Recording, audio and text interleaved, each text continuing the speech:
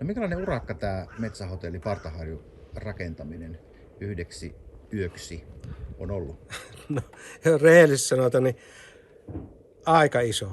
On todella iso. Että kyllä tämä niin kuin sillä ajatellaan, että tämmöinen Pieksälaatu-yhdistyksenä niin on iso homma, että olipa sitten iso tai pieni yhdistys, niin tämä on niin sillä, että kun ei aikaisemmin näin olla tämmöisiä järjestetty, niin tämä kyllä vaatii niin kuin koko ryhmältä ja koko yhdistykseltä, että tämä on niin kuin hallituksen jäsenten varassa aika lailla ollut ja sitten ollaan tietysti saatu hyvin noita talkoolaisia. Mutta Miten tänne alueelle kannattaa tulla?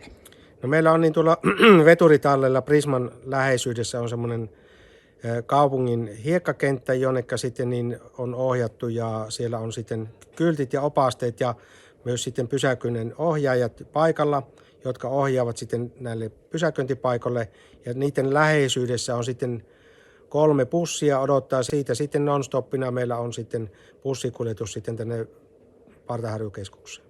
No meillä on tässä niin vastaanotossa ja tuossa varmalla on tuossa kentällä sitten opasteet, että minnekä suuntaan sitten lähdetään.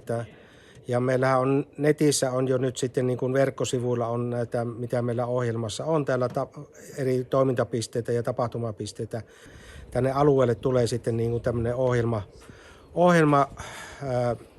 taulu, missä sitten on kerrottu mitä ohjelmaa ja kuulutetaan tietysti niin kuin välillä aina sitten, että mitä tapahtuu ja milloin tapahtuu.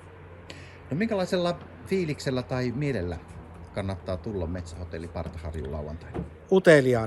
Uteliaana sillä, että niin kuin meillä on varmalla semmoisia tapahtumia ja toimintoja, joita ei aikaisemmin ole tullut tehtyä.